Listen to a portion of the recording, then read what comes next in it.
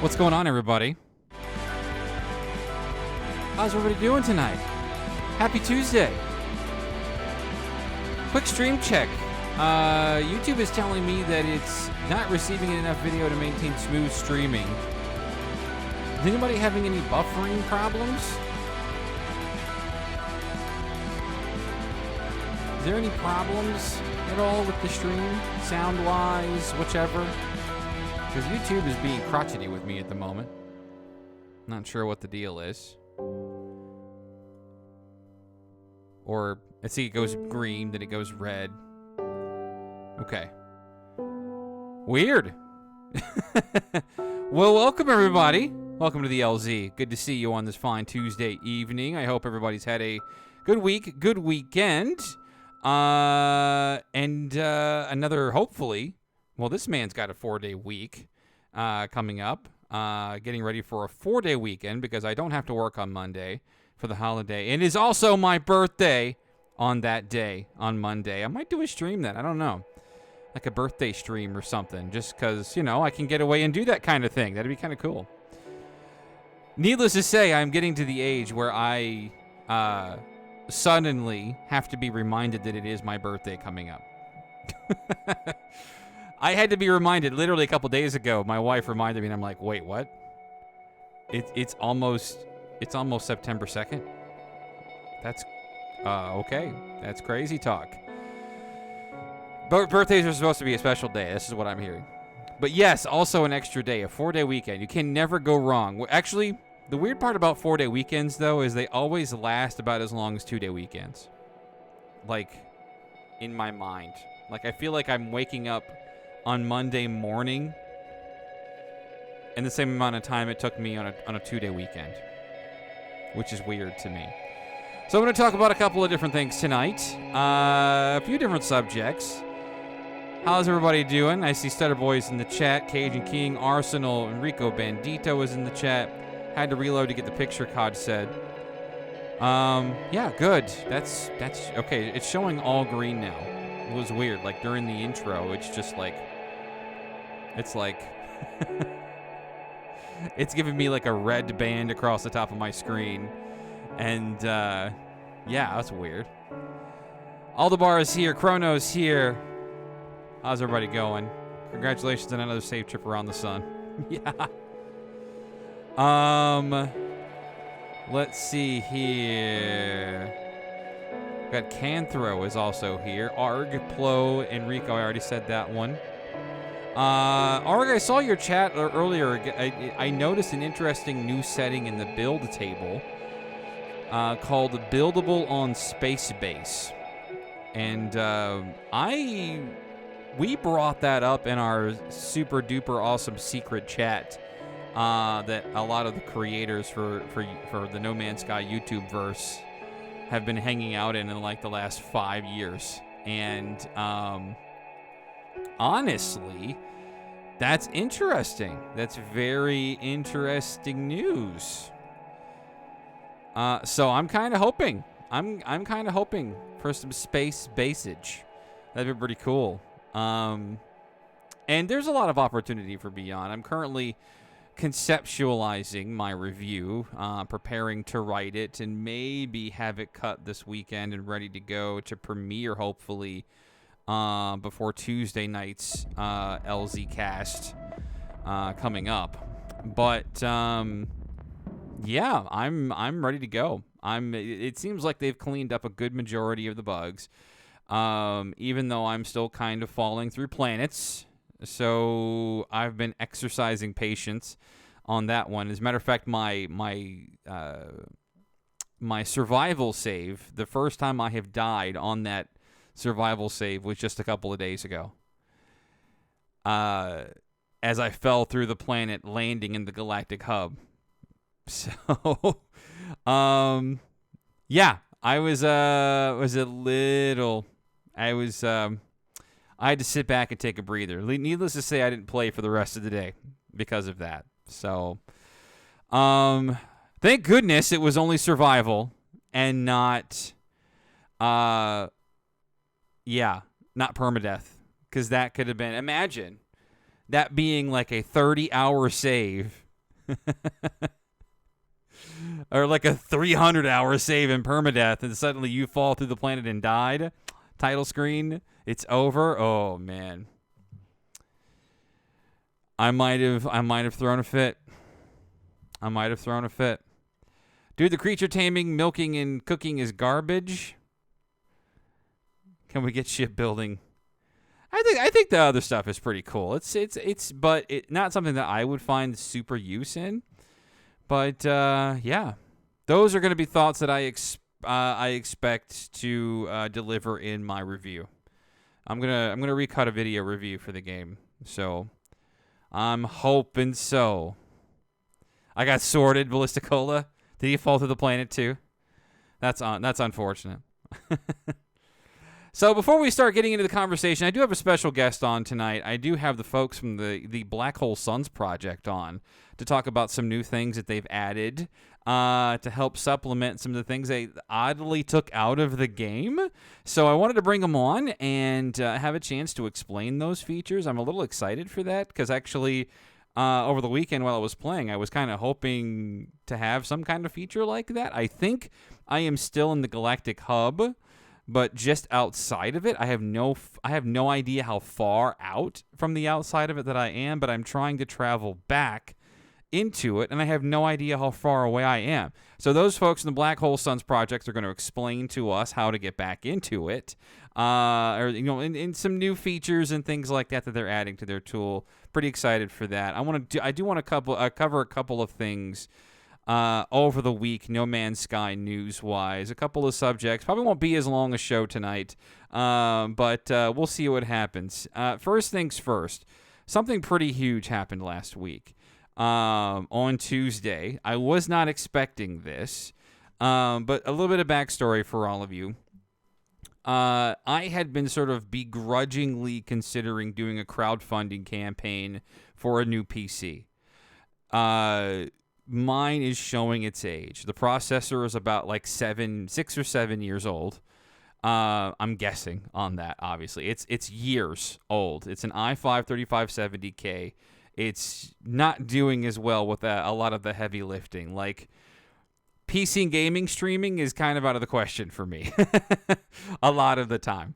I've been considering it and weighing it and things like that. Well, it just so happens that you see the little bar just down here. This bar was added from this community. This community started the hardware drive last Tuesday, and if you see the $130 amount there, that was funded in a span of 24 hours. 10% of everything that I needed was funded by this community in the LZ to get us closer and closer to the funding I would need for a new PC. So I just want to say, thanks to the folks in the upper right-hand corner. These are so far the contributors to that fund to help carry the LZ further with a new piece of hardware that we can grow and maintain and improve this channel above and beyond, right? And that's kind of always been the idea, but I'm not going to be able to do it with this thing. So this is definitely helping, and I appreciate everybody. Cloud Runner, Peaceful Gamer, Ivy Mike, Stripes by NW, and Vanilla have all contributed to this amount that you see there. And I super thank you, appreciate. And of course, if you're looking to throw a little bit of cash in to help the LZ advance further, supporting your content creators is always awesome, always appreciated. Speaking of supporting your creators, check out who your boy is representing tonight. Your boy Cobra TV. Check out this shirt. Look at that. Isn't that great? It's been so long since I've had the chance to even buy a Cobra TV shirt, and I did not know he had one in red. And you know your boy likes red. So I appreciate everybody that's contributed, and I appreciate anybody who supports their favorite creators. So first things first, I want to talk a few items that have happened throughout the week. And, of course, we're going to get through to covering the subjects with our friends in the Black Hole Suns project. They've been doing great work for like what, the last month and a half, 2 months, leading up to Beyond. So that's been pretty good stuff there. I just saw this on Reddit today. This is huge. We already know that before Beyond, and sometime after next, we found out that was through a leak because Sony doesn't really like to give this information out. But the folks at the Galactic Hub, not the folks at the Galactic Hub. What am I talking about? I was reading. There it is. There's my Discord. I'm gonna get that out of there. And Sony doesn't like to give this information out. As far as sales numbers and who's playing and things like that. Apparently they find that proprietary and not worth sharing or whatever. It's information I'd like to have. But as at the time, at the leak, we had found out that No Man's Sky sold over 4 million copies on PlayStation alone. So this isn't counting Steam. This isn't counting Xbox, which I think at the time had just launched or not been released. I'm not exactly sure. I did a video on it, but it was a while back, and I'm hazy on it. But now, No Man's Sky seems to be at the top of the best-selling PC or PS4 games. Now, this is just on the PlayStation Store, mind you. So this is not including physical sales and things like that. This is folks buying directly from the. Look at it. It's above FIFA. It's above FIFA. I have no idea what the deal is here. So. It's above FIFA. That's remarkable in and of itself because that's pretty huge stuff there. So, congrats to Hello Games for being a best-selling game on PlayStation. I wish I knew what the sales were doing. It doesn't forget Yeah, that's right. The Chinese platform as well doesn't include Tencent, which is also worthy of bringing up. So a little bit of tidbit, a little celebratory news for you there. The next thing, you might have all seen this, but I want to bring it up anyway, because I think it definitely bears repeating. If you know about it, that's great. I do have an ask for you all, but if you don't know, I want to bring it up to all of you now. Our dear friend Ray Reynolds in the No Man's Sky community has experienced not one but 2 deaths in the family, and brothers of his. So a good member of the No Man's Sky community has created a GoFundMe for our friend Ray Reynolds, and he needs a little bit of assistance, right? This assistance would be to help him pay for the costs that he is incurring to help lay his family members to rest. So my ask of everybody here would be, if you got a couple of dollars to spare, throw some money into our friend Ray Reynolds.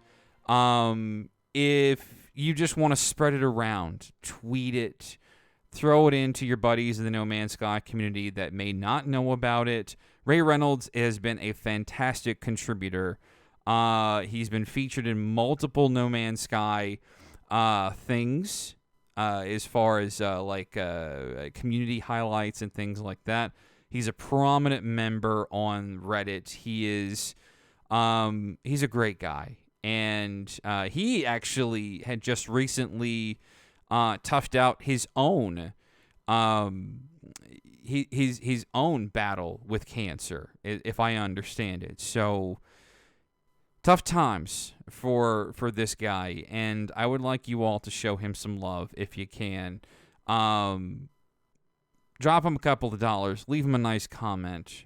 He's on Twitter as well. I think it's at Ray Reynolds NMS, and just give him your condolences, and my thoughts are with you, friend. I hope you're doing well, and I hope the family's doing okay too. But yeah, take that link, spread that around to your pals, and tell them that a traveler needs your help. But with that said, another shout out that I want to give in the community today.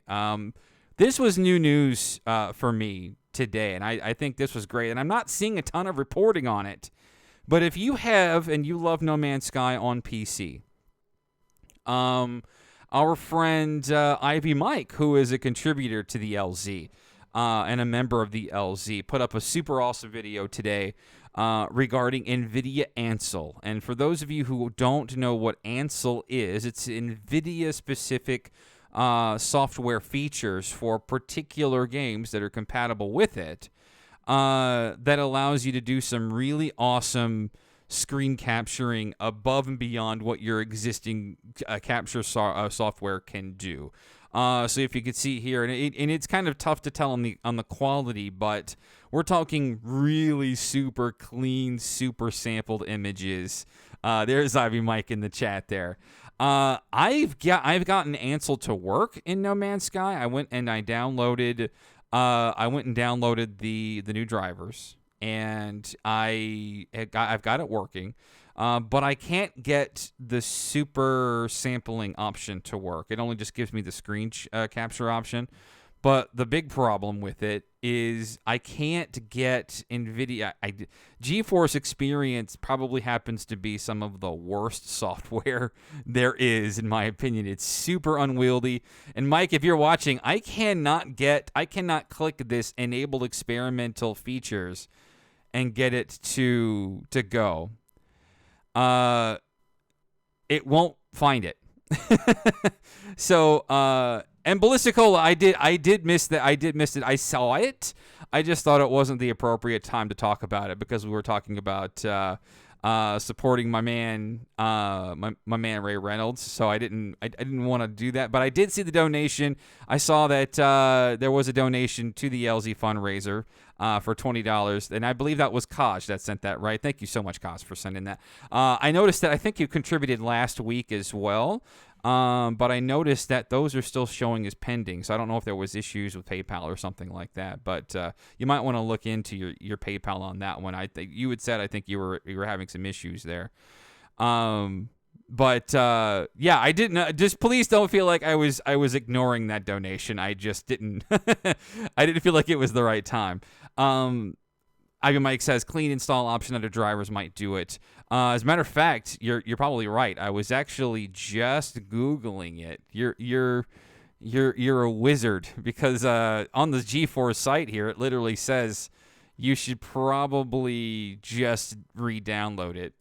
So I'm kind of hoping that's it, because I'm wondering if it's the experimental features that aren't allowing me to do the super sampling option. It's like the first drop down. It's just it gives me screenshot as the first option, but then all the other options below it are grayed out.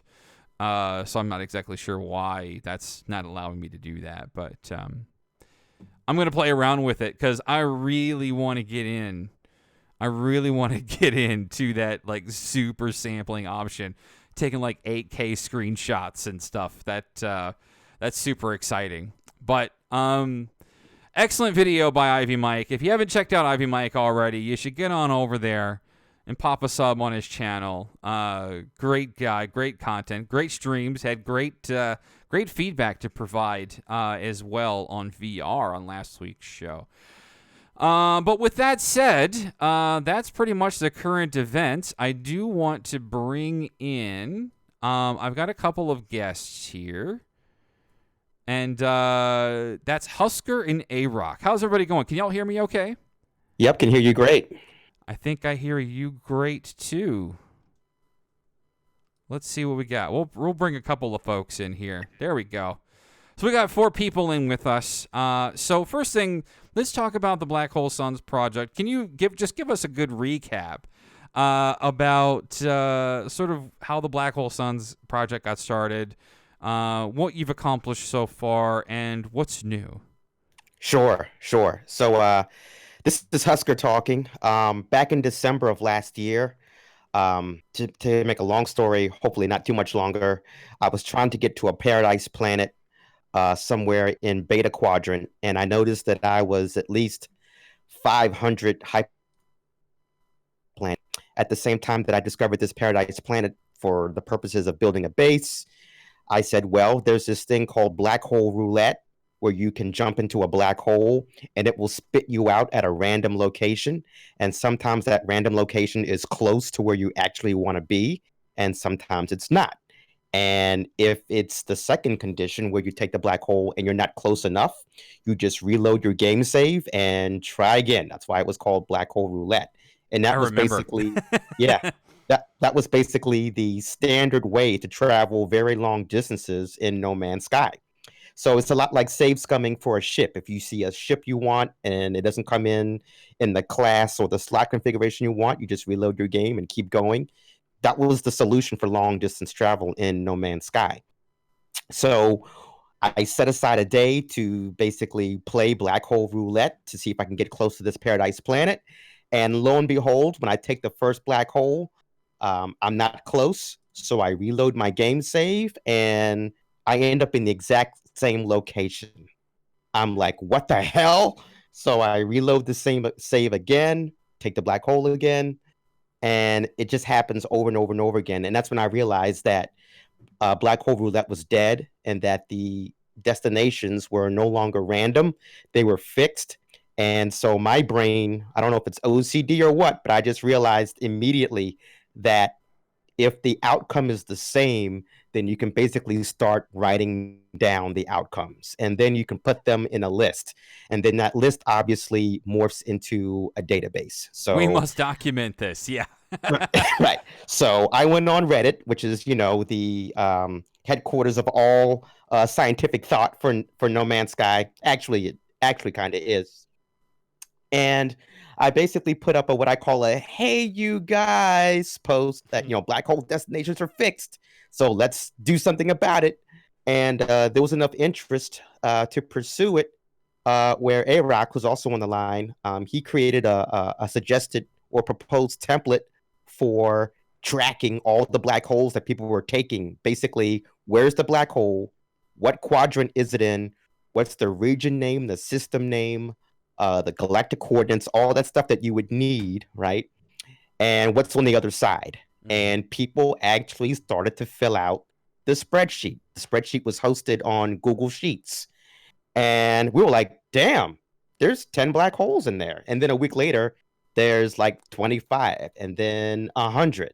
And then somewhere around between 100 and 200, a guy opened up another tab on the spreadsheet and basically put in the well-known mathematical formula for how to calculate the distance between 2 points in No Man's Sky in light years.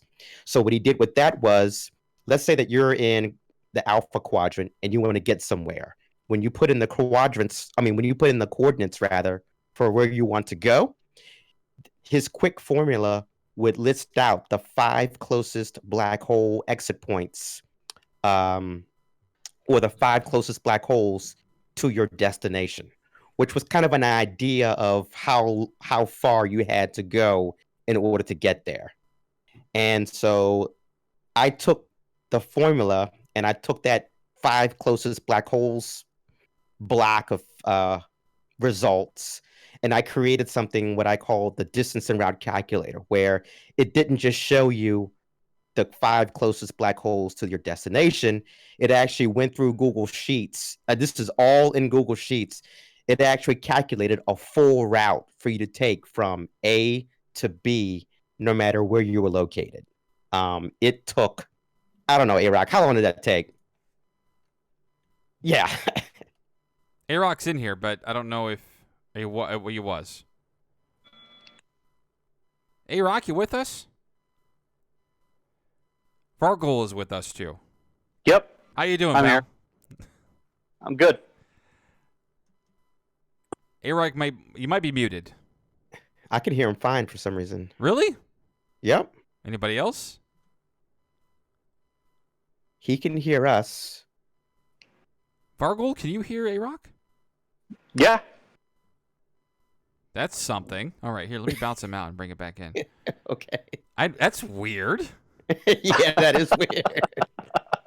Yeah, the stream can't hear him either, but interesting. Let me try to drag him back in here and see if that fixes it.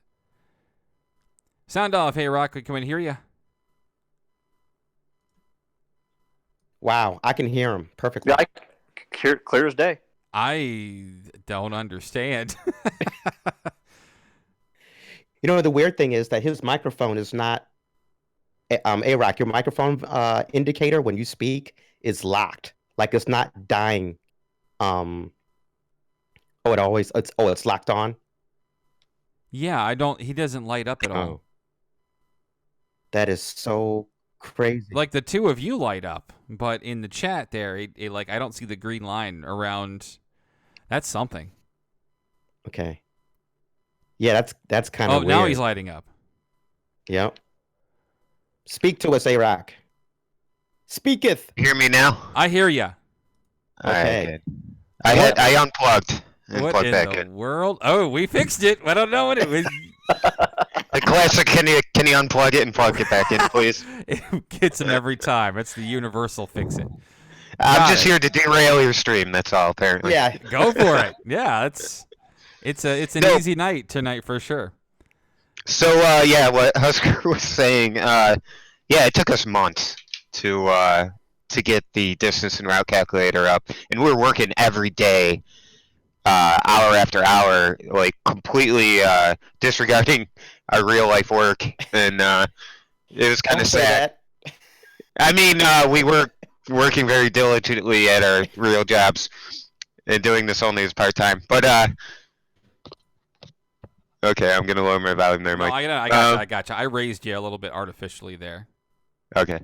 Okay, go for I'm it. usually really low, so all right. So anyway, so yeah, so it took us out like days and days and days and days, hours and hours, and the whole time I kept telling Husker, well, what if we could figure out if you can go from here to here and which points are in between? And he'd say, okay, that's a good idea. I'll work for 5 days on that, and he'd do it. And then I'd tell him, well, what if we had a map that showed the points, kind of like how the Pilgrim Like a Star G- Path does, like a GPS. like a GPS, yeah. And he'd say, yeah, we could do that. He'd spend another 5 days on it. We'd be going back and forth, and then I'd say, well, what if we could do this? And what if we could do that? And he'd start getting mad at me, like, come on, man, I'm not a superhero here. But he got it done. That's when I officially gave him the nickname Dream Killer, because he kept killing my dreams of actually being finished. I was going to Yeah. say that's dark. Yeah. So he would say, what about this? What about that? I'm like, not today, Dream Killer. Not Yeah. today. Wow, codename Yeah. works. Yeah, it does. Against all odds, I like it. Yeah. A-Rock, Killer of Dreams. That's what I call him. That's right. Hey, I take my name proudly. Yeah, not Yeah. to be a Debbie Downer or anything, but we got some issues over here. Shut up. Yeah. I like it. That's good. Yeah. So you had a big project here before Beyond, which was a little risky. Because at that point we didn't even know that there was going to be a reset or not.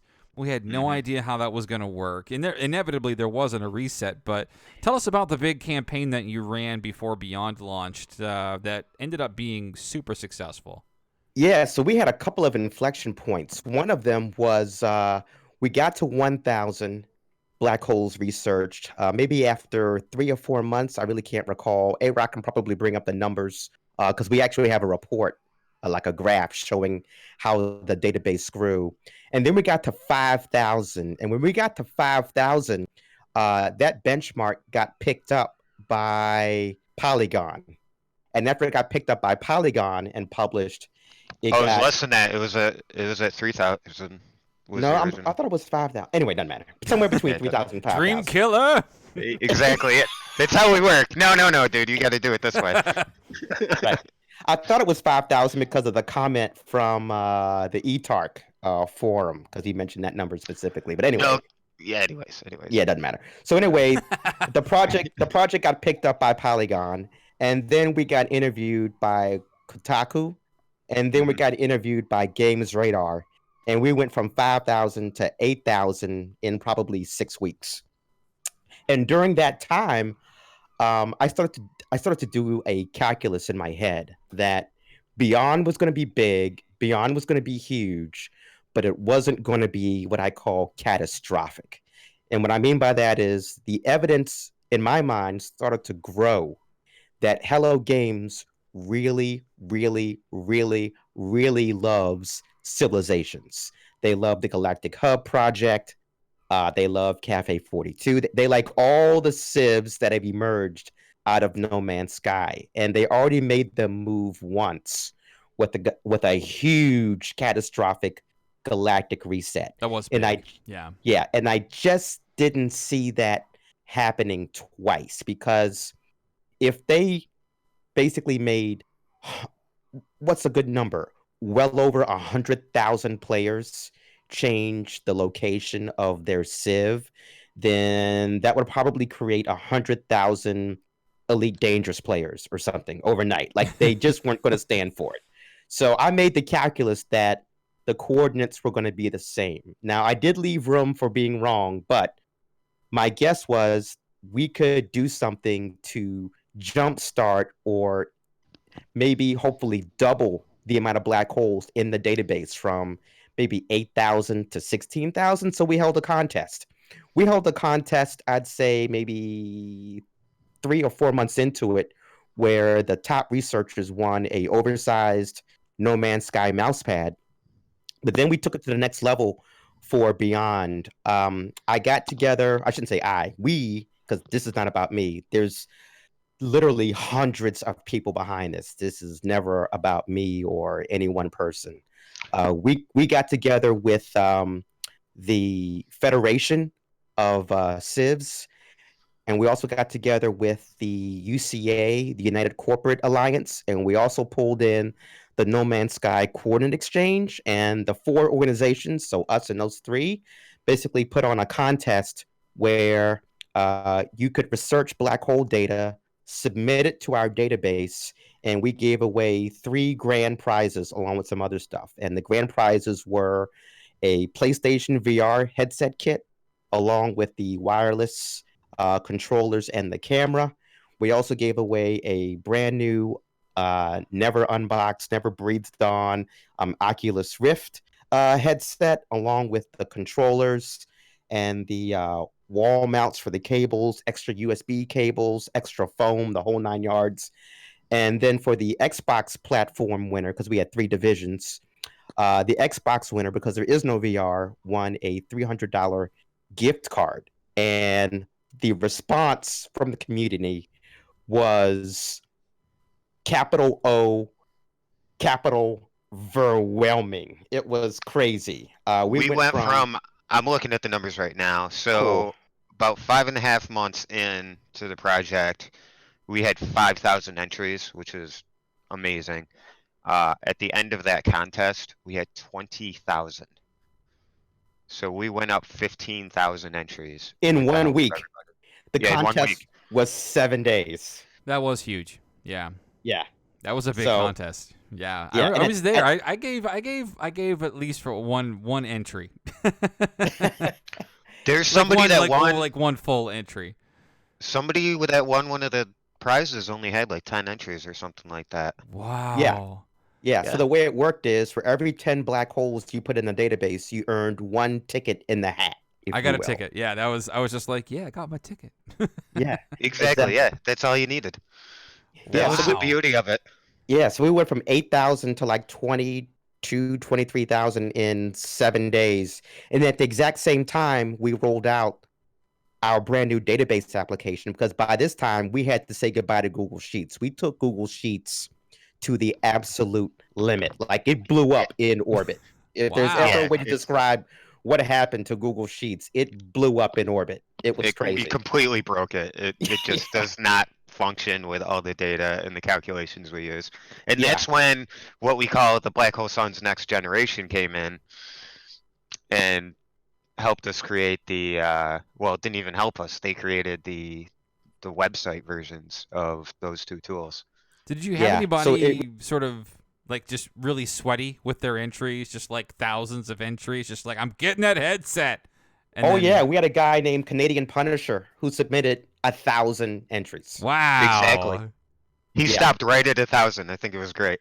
He Yeah. just like Forrest Gump just ran across the country like 8 times. It's just like I'm tired now. I gotta keep Yes. running. That's perfect. And oh man, my heart hurts that he didn't win because that's a lot of work getting. Yeah. He won something. What Yeah, did he win? did. Oh, did he actually win? won- he didn't win the VR headset, but he did win a autographed poster signed by Hello Games, the Hello Games dev team. That Yeah, works. So we yeah, had to so give him something because he was obviously pushing. He obviously had a goal, and we salute him for exactly what he did. yeah, That's huge. we have 3 developers on the team right now. If you can believe this, we have a guy named S Piper who's basically running our web-based database application. And then we also have a guy named Restless Hermit who was running our distance and route calculator, which I'll talk about very, very quickly. And then we have another guy named Rehab Submarine who built an app only for PC players that allows you to research and submit black hole data by only using screenshots. So that's why Canadian Punisher basically had a machine gun at the Oh, party and was able to just take a screenshot of where he was before he went in the black hole, and then take a screenshot of the galaxy map after he came out of the black hole. And then the app that Rehab Submarine wrote, it basically went into the PC save file and grabbed the coordinates of where he entered and exited. And then it also grabbed the economy and system name and region name data from the screenshot using OCR software, and then put all that into an automated CSV file that you could upload in 2 seconds. okay. So Wow. that's why PC players were able to literally do a black hole entry and exit pair literally one every 60 seconds. That's such a good thing that you had separate prizes then. Yeah. Now that I think about Yeah. it. Oh yeah. I knew going in that if the PC tool was GA'd or general availability, if that was basically out there in the streets, that this wouldn't even be close. So I told everyone involved, we need 3 grand prizes here. We need 3 divisions because the PC division is going to be ridiculous. Well, and I- even and I I was mean, right. and between even those, we did the 3 prizes for each platform. You know, PC, Xbox, and PlayStation 4, and then we also did like surprise prizes. Just because we had more prizes, the people in the community were saying, "Hey, we can give you these, pins, from the Federation of Travelers."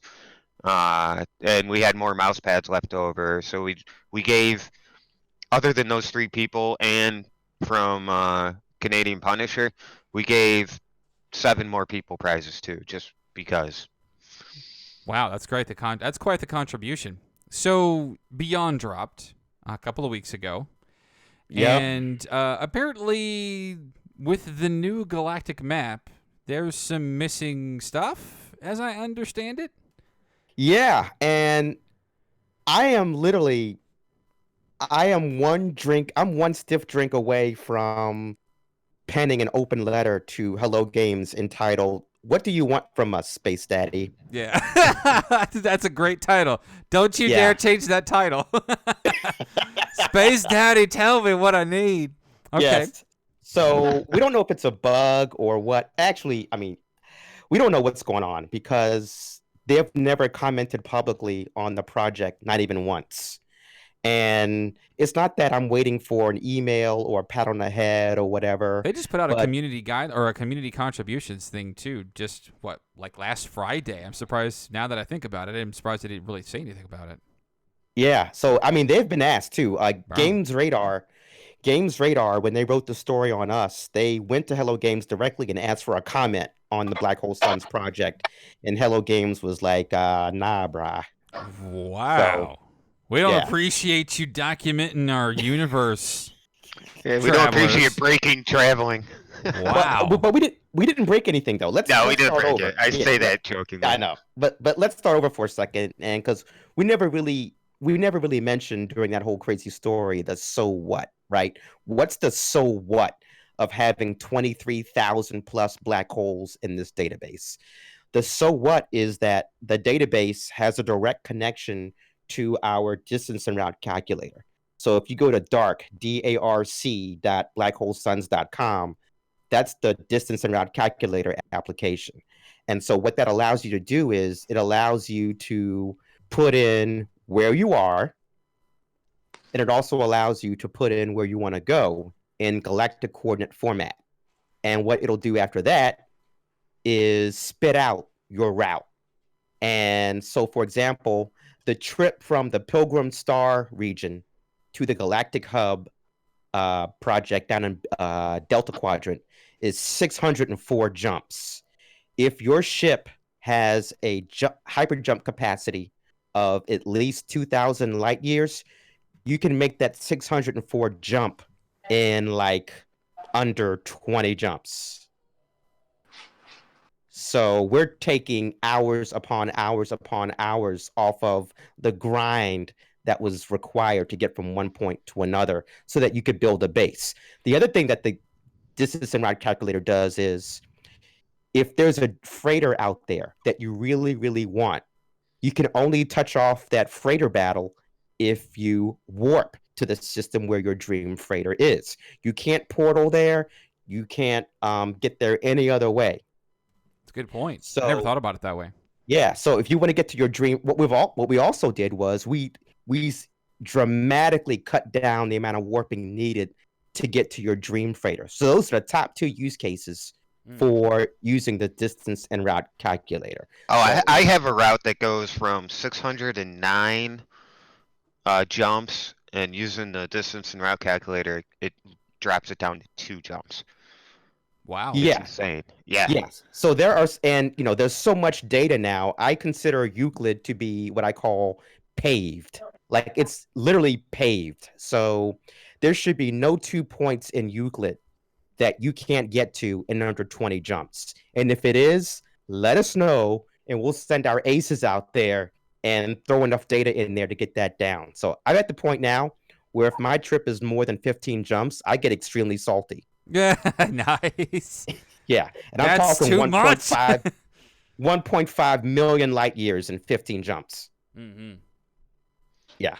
So I that was don't, the so what? So I understand that they pulled out the distance for your destination, and I've always been sort of begging them to put in the ability to put in your own waypoints. Yeah. Like organically, right? Because like right now, in order for me to get to the Galactic Hub, because I said earlier that I'm on the outskirts, I believe, of the Galactic Hub, but I'm trying to get back to like New Lenin, for instance. And it's so hard. You don't know which direction you're going in. First off, yeah, how do I go? How do I find this needle in a stack of needles? And then, I mean, I could probably figure out the direction using the Pilgrim tool, which, works, or, whichever tool is out there now. But then, like, how do I tell how far up or how far down, and then how far? Right. So, yeah, so when Beyond dropped, they removed, so when you're in the galactic map in the game, you have several destinations you can go to when you're in the galactic map. You can go to your current mission, you can go to a custom waypoint. If you talk to Nada or now Polo, it could point you toward a black hole if you accept that mission. There were 4 or 5 destinations you could scroll through at the top in the galactic map in No Man's Sky. And when you chose, and the galactic center, what am I saying? That included the center. So now in Beyond, when you scroll through those 4 or 5 possible destinations, if I'm not mistaken, it only shows the distance remaining for the galactic center and nothing else. Correct. So yeah. if you have a custom waypoint that you've created because you're going somewhere, you don't know how far away you are. You have no idea. And we don't know if this is a bug. We don't know if it's intentional. I've been tweeting about this. I've been asking everyone to submit a ticket at their Zendesk website because part of me believes this really is an omission, an accidental omission. I don't think Hello Games has always been about making things easier for the user, not harder. And this is a clear example where it's made long distance travel harder. And what's really wild is that they actually made space navigation easier by taking all the black hole systems and denoting them with a black 5-point star. I saw that. I was wondering what that icon was. That was new. Yeah. Yeah, so if you're in the galaxy map now, when you're going, when you're aiming toward a black hole, you know exactly which system is the black hole. And on top of that, what's really more important is that the name of the system is displayed. So now in Beyond, you have the system name and the notation that it's a black hole on the screen at the exact same time. And that did not exist before Beyond. And by doing that, they've actually made long distance travel easier, especially using our tool. So we were like, thank you. Thank you. We're so happy. We did the whole Britney Spears crying meme and everything. And all of a sudden we realized when you have the map open, you can't see how far away you are. So we're like, It shit. it was a weird step forward and step back. Yeah, it's like someone who punches you in the face and holds on to you so you can't fall. Yeah. Yeah. You're not Hello, games. falling. I've got you. Hello Games giveth and Hello Games taketh away. Right. So what we did real quick was we created a new tool that's really small, really fast. It works on anything that has a browser. And this quick calculator basically tells you how far away you are from a target. So we created a new subdomain or a new subsite called trip.blackholesuns.com. I tweeted about this. Yep, gotcha. And it basically allows you to track your progress from your current position to where you're trying to go. And so the point is, now, if you're a seasoned long distance traveler in No Man's Sky, you don't actually need this tool. But if you want to triple check your double check and just make sure that you're going in the right direction, this tool, you can basically run it on your phone or anything else that's not running the game and just basically make sure that you're still going in the right direction. Because after you warp 2,000 light years, you kind of want to make sure that you've warped 2,000 light years. And the galaxy map used to tell you that, and now it doesn't. So we just created this companion tool real quick so that people could, if they wanted to, they don't really need to, but if they wanted to, they could track their progress. So what I would recommend is that if you do want to check your progress on the way to a long distance target, just run the tool maybe every 10,000 or so light years. You know, I'm a bitter seasoned hardened vet, so I don't really need it. But if you want to double check your progress, I would travel at least 5 or 6 warps and then plop down on a planet real quick, throw in the coordinates, and just double check your progress. I mean, those scanners now, you can keep them on your person, right? So just swipe down, no need to craft it, just drop it down, you're good, right? Get the coordinates, plug it in. Plug it into your phone, and so just make sure you're still going So that's in the down right to the direction. light year, right? What the distance is? Yes, down to the light year. It'll be a little bit different because you're on that planet, because the distance changes a little bit depending on what planet you're on, but it's, Wow. literally within 5 to 20 light years. That's fair enough. Yeah, that's perfect. I thought they went down system to system. I didn't know they went down by planet. That's puzzling to me. Actually, you're right. It is, my bad. It is system. I don't think it is down to the planet. Okay, good. I was getting ready to say, if that's the case, I've got a bigger discussion to have here. Yeah. The reason that popped in my brain real quick was because of that long ass string of digits that was in the screenshot that included the portal glyphs too. That location in that screenshot is an absolute number. I know it in my heart. I know it in my gut. And a number that they use, you mean? Is that not a familiar number that we're using? You're talking about the ones on PC with the screen or the photo mode? Yeah, that photo mode thing where you had that little rainbow spectrum, right? And that long number that accompanies the portal glyphs, that number doesn't appear anywhere else ever. It's never appeared anywhere ever. And you think it's relevant? I think it's extremely relevant. Yeah, it seems weird that it would be there. But it's going away. I'm pretty sure the last patch got rid of that, if I'm not mistaken. Oh, yeah. See, I haven't tried it yet. That's interesting. Yeah, so I think it's going away. But that's just one of the questions we have for Hello Games in terms of can we please have your distance remaining put back in the galactic map? One of the other major questions we have, if I could sit down Sean Murray or their galactic space programmer for like a half hour, that's really all I would need. I would give him all of my money. I have so many questions, but one of the other questions I would ask him is, what are their intentions? Like, what are their intentions for long distance travel in the game? Because as it happens, you have options, and that's fine. Like, if we're one of the options, I'm totally cool with that. And I think their silence has implied that we are a valid option, because I kind of put myself in their shoes. Anytime they tweet something, anytime they post something, it really is let's call it what it is, a tacit approval of that content. They don't really say anything else because you kind of have to take it that way, right? In a way. Right. So by not saying anything, They're not shutting us down. right. They're not ruining the process. So we take that as a good thing. We take it as a good thing, but I also take it as they want to reserve the option to kill it at any time. Well, yeah, absolutely, of course. What changes did they make to the galactic? I noticed the patch notes talked about a new galactic map, so to speak. Like, what changes besides that and making it a little bit more pretty did they make exactly? Yeah, it's funny because by making it prettier, they broke the PC machine gun app that we had running before Beyond dropped. Interesting. So, yeah, so we are going to fix it. Like, you can't stop us. You can only hope to contain us. Yeah. So we're gonna fix it to the point so that the machine gun PC app works again, so that PC players can research black holes extremely, extremely fast.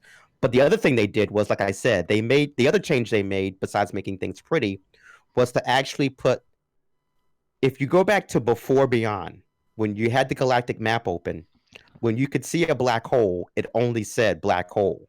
You didn't know anything else. You actually had to, drill down into the system to get the rest of the details. Mm-hmm. Now you actually know that it's a black hole, and you can see the system name at the exact same time. That's the other change they made. And I think that's one of the things where I think they kind of, ideally, in my head, they looked at what we were doing and they said, okay, we'll throw you a bone. We'll give you a little bit better of a easier way to navigate to the system you want if you're going to travel through black holes. Cod says make a compass. I'm with you there, and that's one of the biggest disappointments I have with the galactic map is, okay, you know what, you can make a case for having sort of demanding travelers travel to get somewhere sort of manually, right? You've got portal interference, right? And here's the weird part is it's weird that I can't just plug some coordinates into the galactic map for a destination, right? The only way that I could find the galactic hub again to put on the destination was to portal there, to go into the galactic or into the discovery menu, mark it as a destination then, and then I had to portal back to where it would actually show on the map. So now I actually have a trail there, which is fine. Right. But wait, there's less, because what they did with Beyond was, as you just mentioned, when you went through a portal and you went on the other side, you could open up your discovery menu and then click on where you just popped out and mark it as a custom waypoint. Now with Beyond, you have to go back through the portal before you can open up the discovery map and mark it as a custom waypoint. You can't even mark it as a custom waypoint on the other side. But and guess what that means? That also means that it's harder to find that destination on the list when you're on the other side. Yeah, because you're no longer there. Yeah, it's a little bit crazy, but that's why I think the discovery list needs a search bar, because how in the hell what there's some maniacs out there that have discovered 5,000 systems. How are they supposed to find that? Yeah, I'm pretty sure I've been to that system before, but it's like, how do I find it in the list? And the weird part is I don't play normal. I play on survival or permadeath if the game isn't trying to kill me, through glitchy means, right? Right. I'm like, how? Obviously those planets aren't named the same, and the different modes, are they? Actually, yes. Are they? The planet names are the same. The weather is the same. To your point, the region name is also the same no matter what game mode you're in. So the entry points of black holes and the system names and the planet names and the region names are all the same. Now, obviously, you have the option to rename the system and the planet. So we actually use the region name as a read-only authoritative source. So that if something goes wrong, if someone puts in a typo for a system name, we can actually fix typos because the region name will be the same across every platform and it can never be changed. That's good to know. Yeah. Ballistic So Cola also put in the chat. They also removed the ability to scan other contacts, which I Yeah. also noticed. interesting. They added stuff and they removed stuff. It's a Very weird weird, yeah. 50-50. Yeah. They Very, made very some odd weird. decisions. Yeah. So, to your point, you go through the portal, and now you have to bounce back through the portal. Then you can click on it and designate it as a custom waypoint. So that's another change that they made as well. So it's and there's no way to tell if these are intentional changes or not because they don't really comment on specific issues unless it's stuff like crashes or VR. If you've noticed, the patch notes only mention an issue after it's been patched. Mm-hmm. Weird, So, yeah. which Husker, makes... you're helicoptering. Oh, sorry. Do I sound okay, LZ? Sounds okay to me, yeah. Okay, cool. Thanks.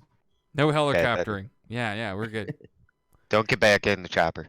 No. So what do you? So I to close that discussion out then, because this has been fantastic. Mike also says Galactic Map in VR is a hot mess in my opinion. It is so slow.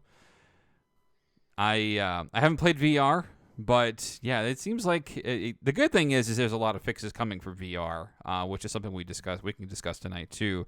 I'm thinking they didn't finish the new Galactic Map yet. Interesting. I don't know. I mean, it would be great. Like, again, I just wish maybe they couldn't. I mean, Hello Games, you got to give it to them. They were really, really good about saying absolutely nothing, right? So, and that was to their advantage because they trusted no one. And that really was the way to go. Because as Ben Franklin, I think, once said, 3 men can keep a secret if 2 of them are dead. If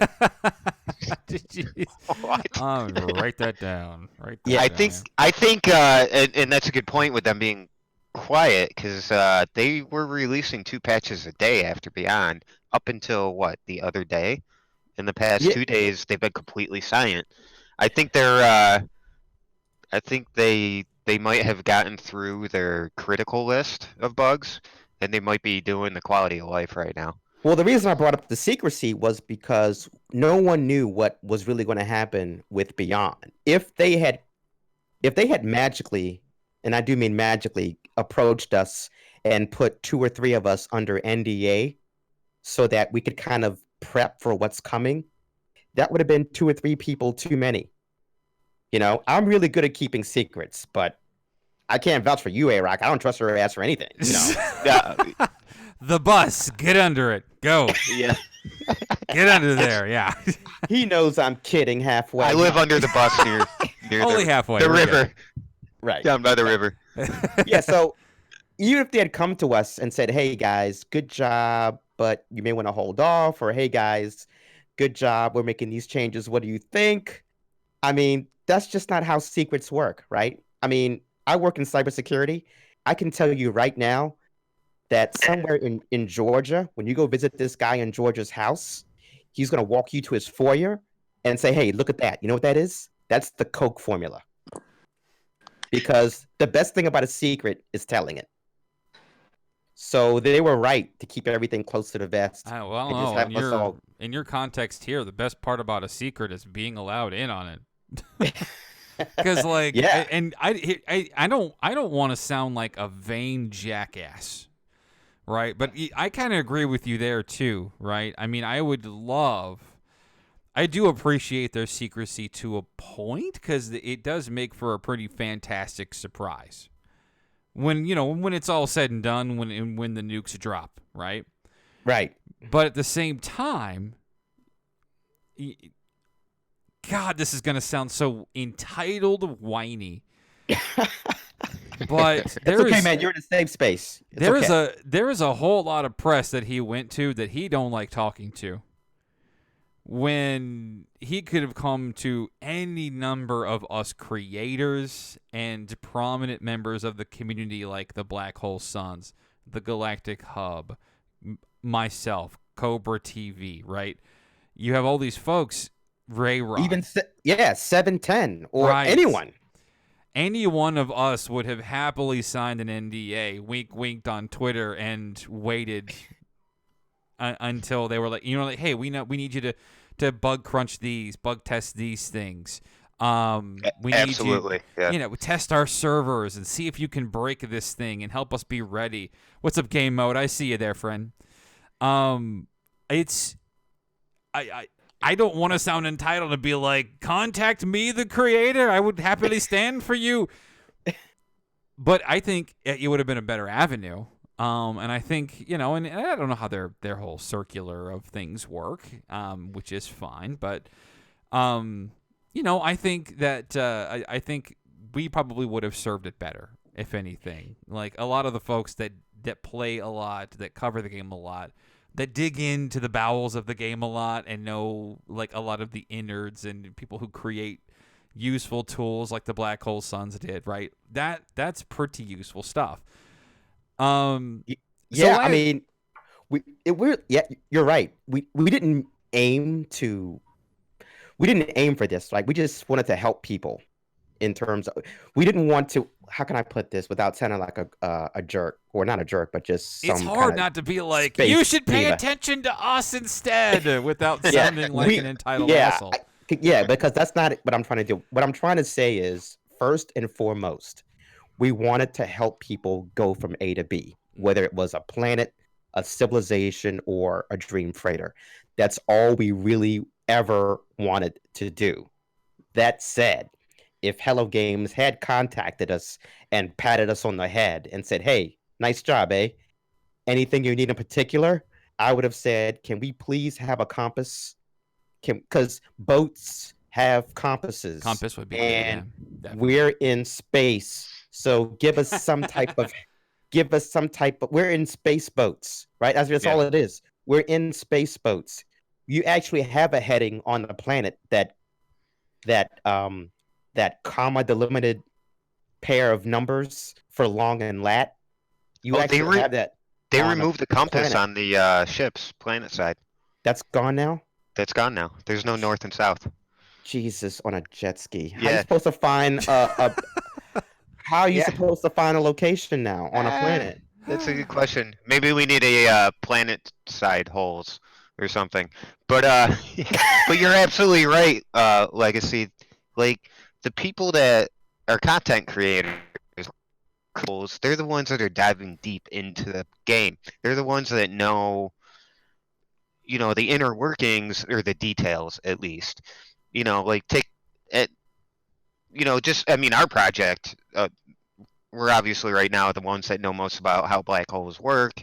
But you look at people like JC Asteria or somebody that knows how all the wiring works. Like, go to those people. Those are the people that will bug test and take a look at it for free and not say anything. Yeah.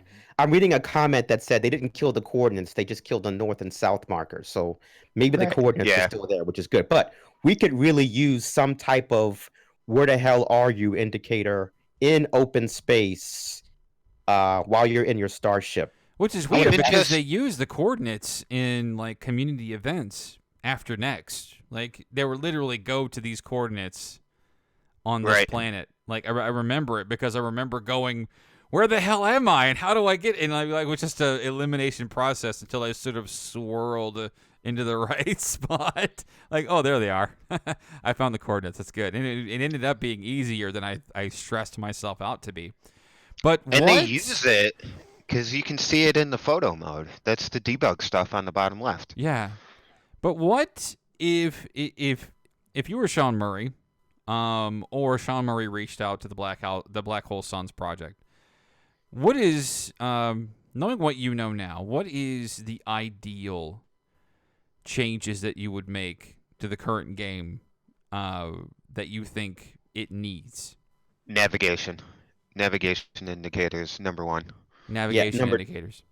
Yeah, Yeah. number one, a compass, some type of space boat compass, so that you could know where you are. Number two, the guidelines on the galaxy map should match your hyper jump capacity.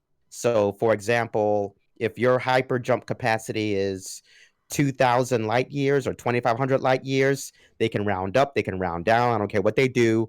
Those blue and red and purple and white guidelines on the galaxy map should match your hyperdrive capacity. Third, freighters should do freighter shit, and they should have a hyperdrive capacity of at least 5 to 10 times that of a 20,000, normal. 30,000 light years. Yep. Yeah. My At a- ships can go farther than those freighters can. Or at least my S-class freighter can currently, with just a Yeah. basic Yeah. hard drive, which seems very weird to me.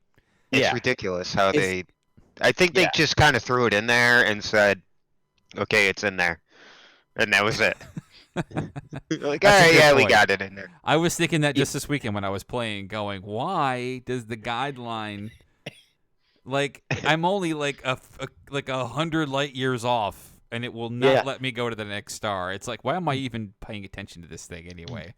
That's Yeah. one of the top questions we get in our Discord, is how do I make a jump that's farther than the guidelines will take me? So what I normally do is I line up the last 2 stars on the guideline and then just go forward in that general direction. And that seems to bring the number down in a reliable way. I don't even follow it. Yeah, I just sort of go in that direction. Just go. Yeah, I'm kind of scared to go just in any direction for 360 degrees, but you know what I should do? I should probably test that by taking a random 10,000 light year trip and seeing if I can jump in any direction 5 times and get there. If that happened, I would be so upset.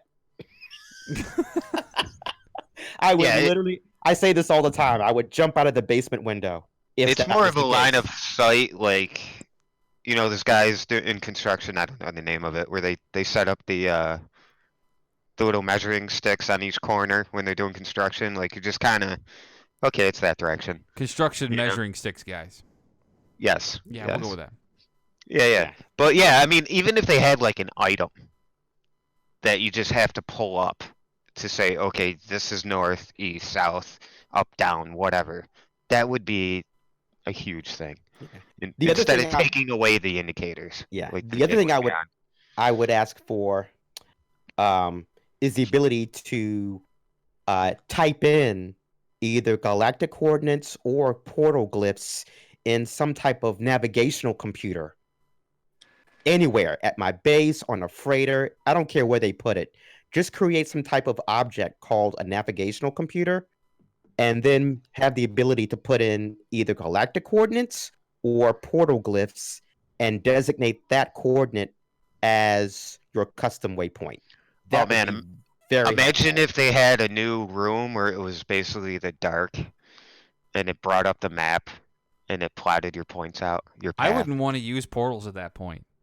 Because at least I No. knew if I knew where I'm going and how long it would take me to get there on the galactic map, and if they buffed hyperdrives a little bit, that would be lovely.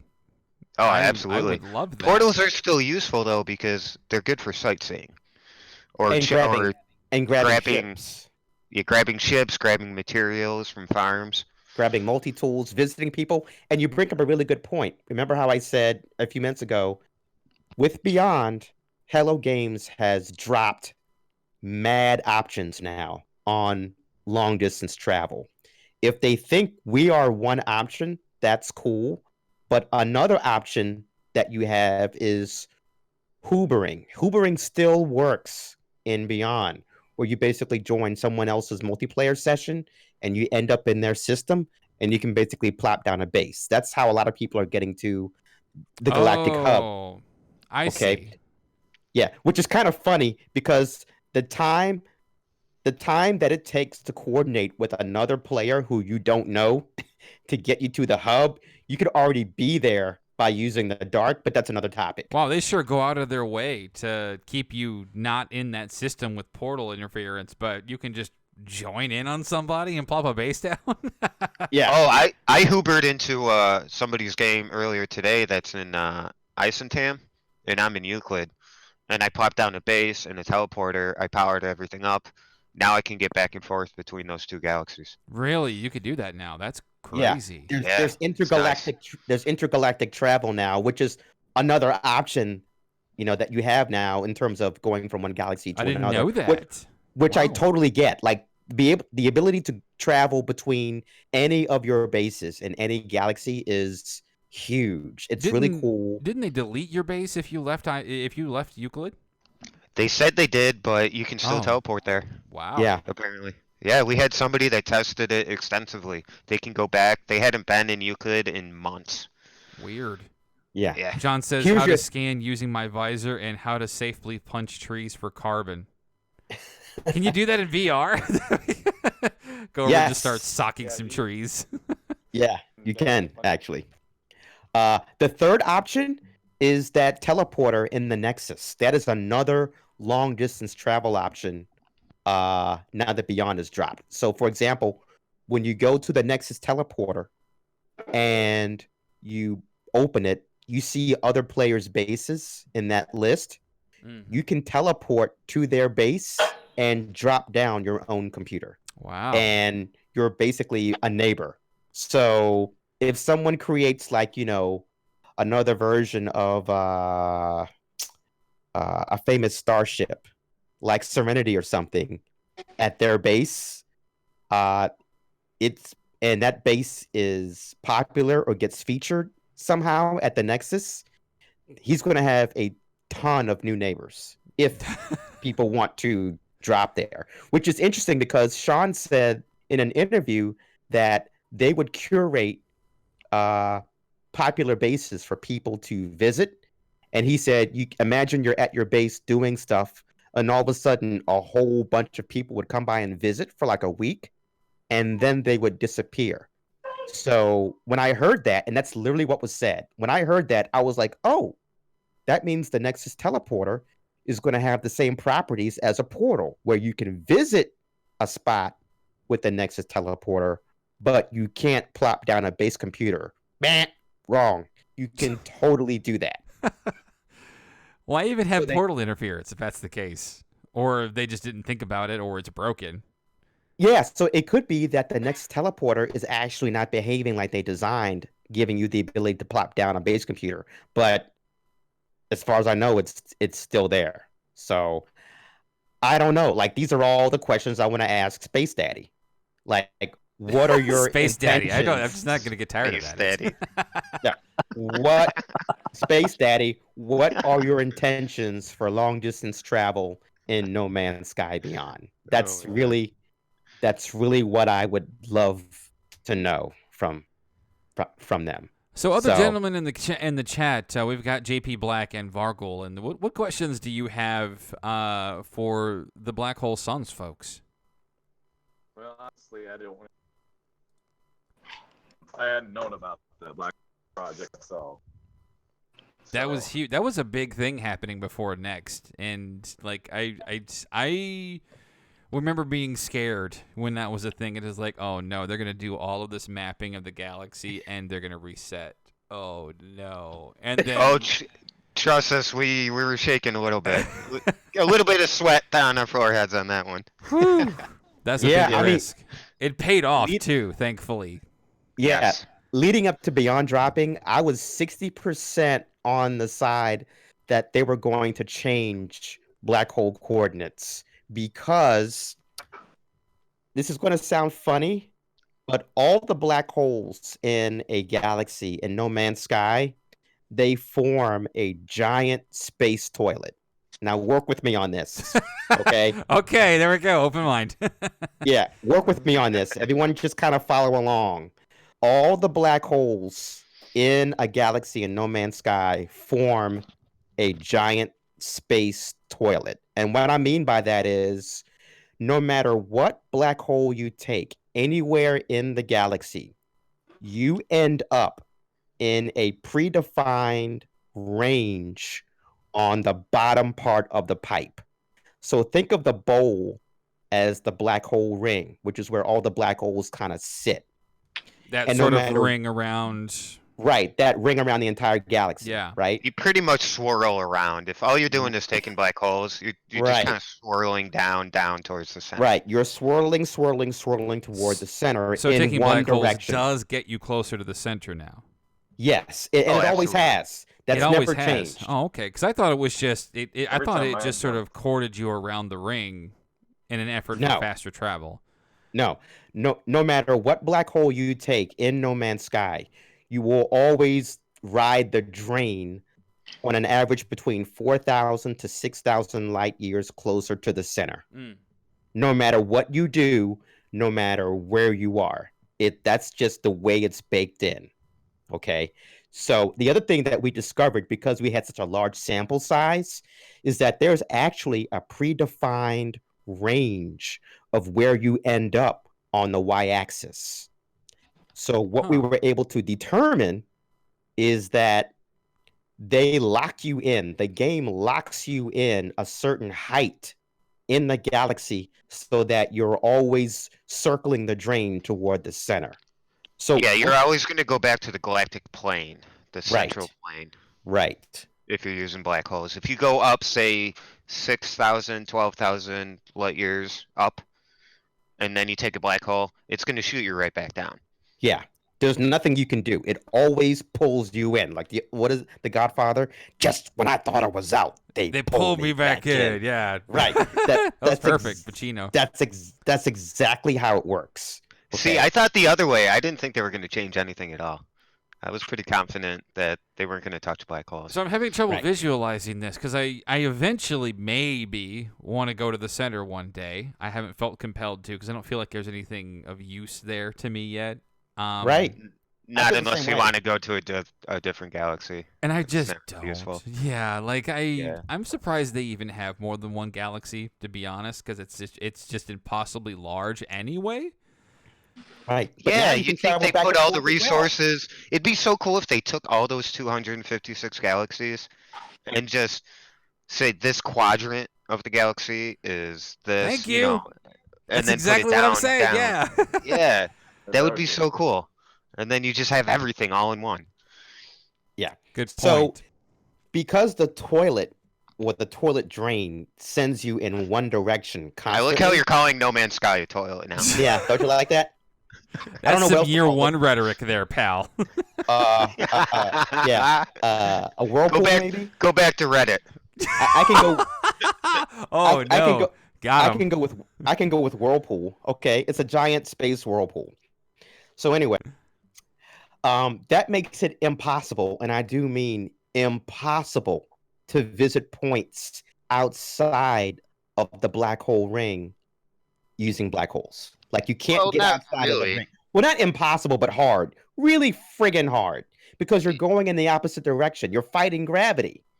Yeah, You're yeah, in a literally sense, fighting that's a good way to gravity. say it. That's true, fighting gravity in a way. But I mean, if you want, say if you're closer to the center than the galactic hub by 7,000 light years or whatever.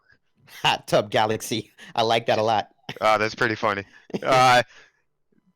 Just go away from the hub or from the center about 7 or 10,000 light years, and then start using black holes. And use the dark to make sure you can actually get there, and you'll be fine. It's still going to be a fight to get outside of the ring. So anyway, my True, point was, true. I thought they were going to change the mechanics before Beyond dropped, or for Beyond rather, so that there are 4.2 billion black holes per galaxy. So all they had to do was take 2.1 black holes and send them outward away from the core, and then have the other 2.1 billion black holes pointed coreward, and all of a sudden you could get to any sieve anywhere, regardless of where it's at in its relationship to the ring. That was the biggest risk I thought we faced, only because Hello Games had made a lot of noise about connecting players. I was like, whoa, if they are honoring the spirit and the letter of that statement, that means they're going to make civs that are outside the ring easier to get to. Our coordinates are friggin' doomed. But we'd already made a blood oath that if they did blow up our coordinates, we would just work even harder to repopulate the database Absolutely. Yeah. from scratch. But anyway, I didn't mean to go on that rant, if you will, but I wanted to kind of clarify how black holes in No Man's Sky really work in terms of it being this whirlpool mechanic that always puts you in the same sized or the same range pipe at the bottom of it every single time, no matter where you are. You're always going coreward. It's weird. Always. Instead of doing something more with black holes, like they could have easily changed how they work, and we would have been fine with it. Like Husker said, we would have easily just worked even harder to map it again. But instead of doing that, they created the Nexus. And I don't know, that's such a weird decision for me. And it's not even a real multiplayer lobby. You can't even join a 4-player party, and you can't all be in the same Nexus. I don't understand it. Well, I think they were trying to make it easier to visit cool places, and they may have some more work to do with that.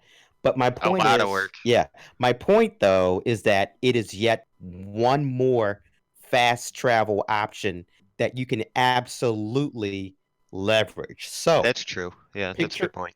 imagine a world, right, where Hello Games picks one base at the Galactic Hub and makes that a featured base for that week or month or even longer. What that means is any player in any Nexus can get to the hub instantly and drop a base. Mhm. Like that's And part of the Atlas have mercy on that area. That's maybe why that hasn't happened yet, if we're being honest. It's possible they might have realized they kind of broke the portaling system a little bit. Yeah, so I didn't mean to bore you to death with that, but basically now that we have Beyond, now that Beyond is upon us, we basically have 4 that I can count fast travel options in the game. We have portals, we have black holes, we have hoovering, and we have the all-powerful Nexus that can drop you anywhere with no cost, right? So, and you can get there instantly. So they haven't really made fast travel. They've made it easier, and they haven't made it to where it's too grindy. I don't consider what we do a grind. They made black hole exit point static for a reason. They probably didn't see. And that's another question I have for Space Daddy. When you made black hole exit point static, did you see us coming along? Did you see these crazy people writing stuff down and then creating a database and then using a bunch of algorithms to calculate the shortest distance between 2 points using that data? I mean, how in could real he time? not have? Like, Right. with the Pilgrim tool, like, how do you not look at that and be like, perhaps maybe they're going to start doing this stuff for us? Yeah, exactly. So what last words do we have for the Black Hole Suns, folks, before we start closing up shop for tonight, y'all? Somebody asked a question earlier. Let me see here. I can't find it though. Hey, LZ, I do want to say thank you so much for inviting us on. I really, was. Yeah, definitely. Hopefully we didn't monopolize the conversation, but I wanted to. Totally cool. I'm really thankful for your help in A, supporting the project, and B, getting the word out that now that the distance remaining metric or indicator rather is not available. I was going to say another word, but no longer available in the galactic map. We have this quick, small tool at trip.blackholesuns.com that you can use to calculate very, very quickly within seconds to know how far away you are from a destination on the galactic map. We think it'll help people who need to double or triple check their position, if you will. So really, I really can't thank you enough and the rest of the community for everyone's help along the way. This has been a crazy ride. What month is this? August? So we've been Barely, doing this. yeah. Yeah. So is it? Yeah. So It's we've been at this for 9 months. 9 months, and Yeah. it's been absolutely awesome and overwhelming and crazy and everything else. So I again, found the thank you. question. Yeah, and absolutely, I completely, from my heart as well, like, thank everybody. And thank you Yeah. for letting us on here. I found the question that I thought was interesting. And I'll shoot it over to Husker to see what he thinks. So if regions are the same across every platform, Right. why can't we design a compass to navigate 7 points within origin? Mm. What do you think about that one? This is my dream killer stage Do we right see here. a future update to the Black Hole Suns project? You're saying basically, why can't we create or calculate angles from one region to another Right, if the regions are fixed? right. And I know we Because can. no, actually, because we don't have numbers associated with the region. Yes, the region names are fixed, but there are the only numbers that we have are the coordinates associated with the system. My brain is eating Okay, pretentious because fruit right now. the system is just as fixed as the region. Like the system doesn't move, it just gets renamed from time to time. That's But the the point. So if it doesn't move, but nothing moves. Nothing moves. But we don't have enough numbers. We don't have enough data to say that this region is at this position. We do have it for the systems.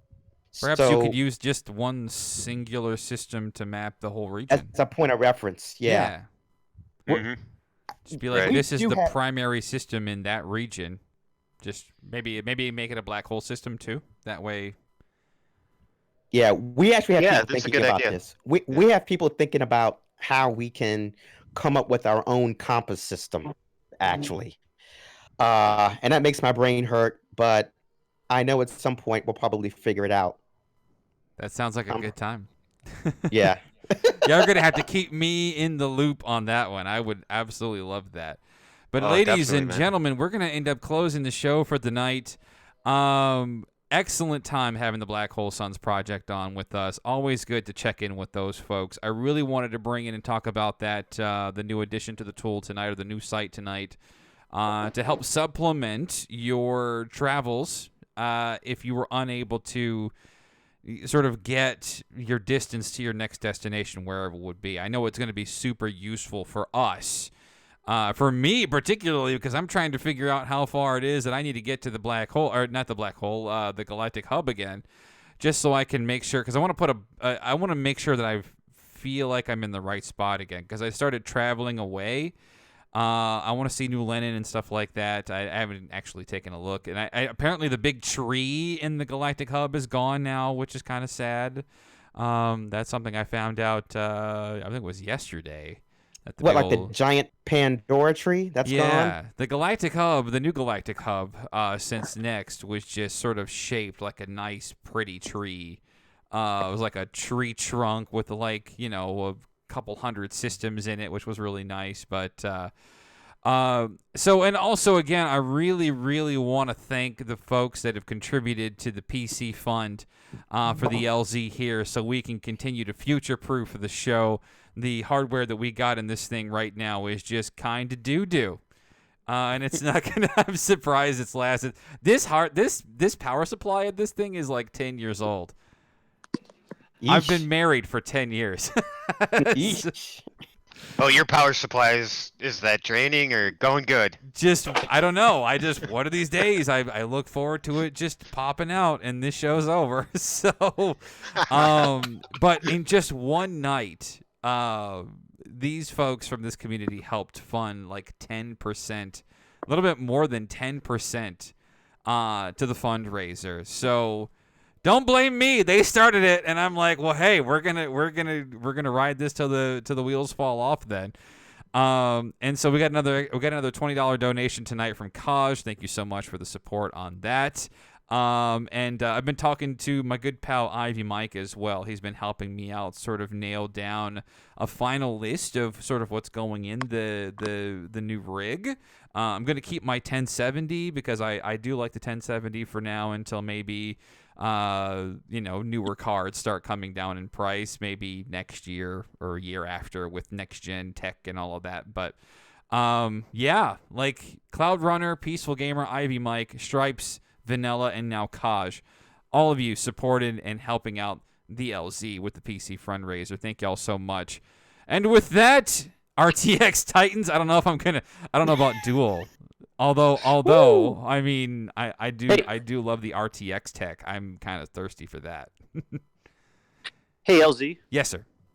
Hey, before you close up, I wanted to make one or two observations real quick, and we don't have to talk about it because I know you're probably wanting to shut things down. Oh, I'm not in any hurry, really. It's mostly to get the wife to bed and make sure everybody's safe, and I can just kick back and close up shop for the night. But that's really it. Gotcha. Well, you remember the whole scenario behind Waking Titan, right? I do. And you remember the closing event that took place on Waking Titan where we were trying to rescue the rest of the travelers that were stuck in the simulation? I do remember the death of Emily. Yeah, that's right. That's true. Not just the death of Emily, but the 12 or the 16 travelers that were stuck in the simulation. Didn't we? So remind me, didn't we have some that were still stuck? That were the dreamers that were still stuck, or that was just the one, wasn't it? Then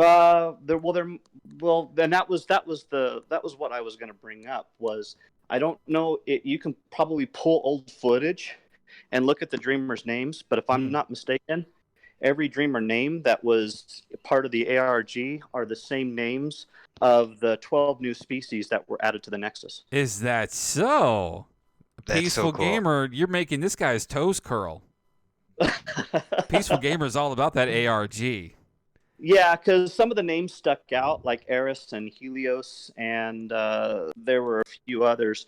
But I started recognizing the names on the new species that were in the Nexus. And I was like, "Holy crap! That looks very familiar." And checking the ARG, I'm like, I'm thinking those are the same names. I do miss it. I do miss the ARG, even though I didn't want it. Not anymore anyway. I felt like it served its purpose for the sort of the lull between the communication, and I'm still of the opinion that I wish Hello Games would stick with the Abyss and Visions size updates.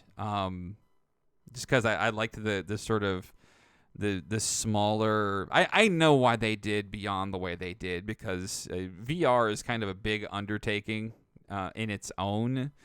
But I'm kind of hoping they go back to those more bite-sized regular updates.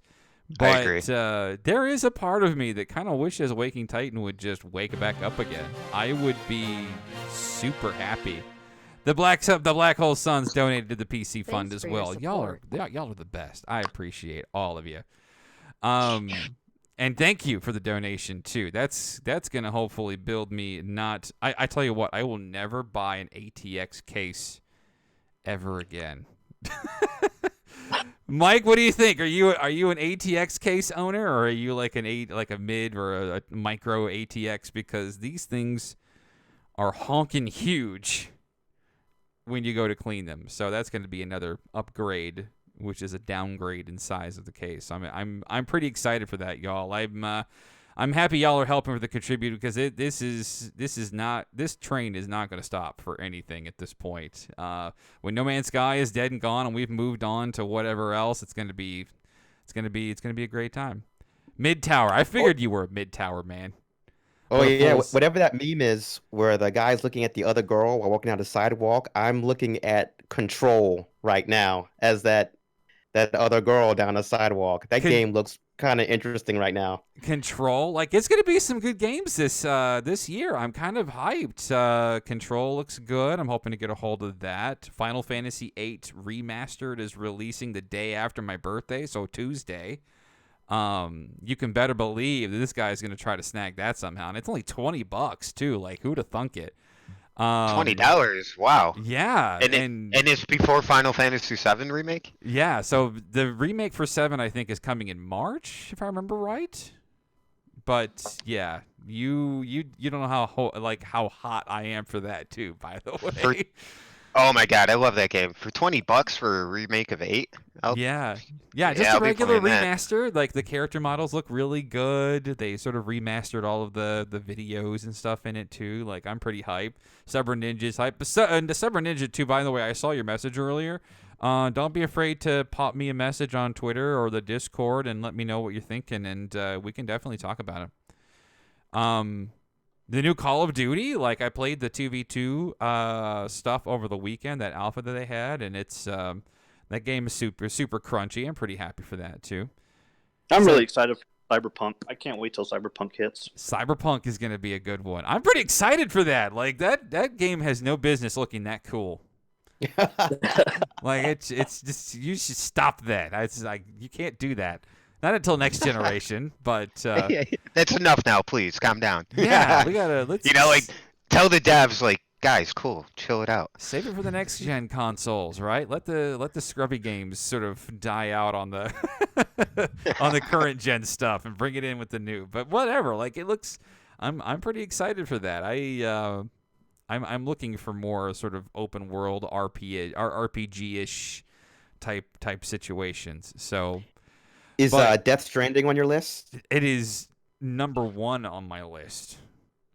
Like Yeah, I've watched- I That keep- game looks amazing, and it really looks awesome. I'm worried because there's so many actors in it. Now tell me, Well- so for actors, are you against actors in games, or are you worried that it's just A gonna- little bit, yeah. Because it kind of, I mean, they got to pay the actors, so they. I don't know. I thought the it was budget cool that takes Keanu away. I thought it was cool that Keanu was picked for Cyberpunk. pretty Yeah. Oh, that's true too. I mean, yeah, and I'm not dissing actors in video games. I think it's voice acting. No, to It's be just fair, another- Kojima does love his budgets. Like that could have been why Konami threw him out, because they're just Well, like, and it's we can't and afford it's you Kojima. anymore. yeah, and it's Kojima, so I mean, you can't really. I'm not saying anything bad. It's just kind of like a little hesitation, just a little bit of worry. But I mean, come on. You It's know, like- Sony the whole cut a thing blank looks check for that amazing. guy. You know, like Kojima, come to us. We'll give you anything. yeah, yeah.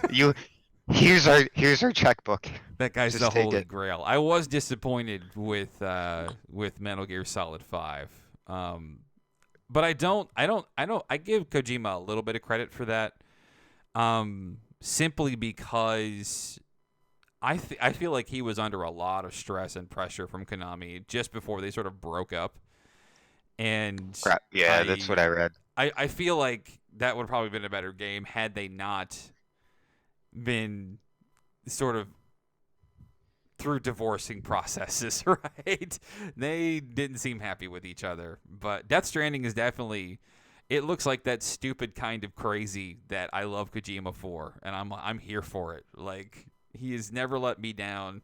Even with MGS5, it was enjoyable. It wasn't his best work by far, but like this looks like Kojima finally getting out of his cage, right, and doing something that isn't Solid Snake. And Right. Yeah, and that's probably what Congratulations. needed to be happening. You know, get out of your comfort zone, make something new.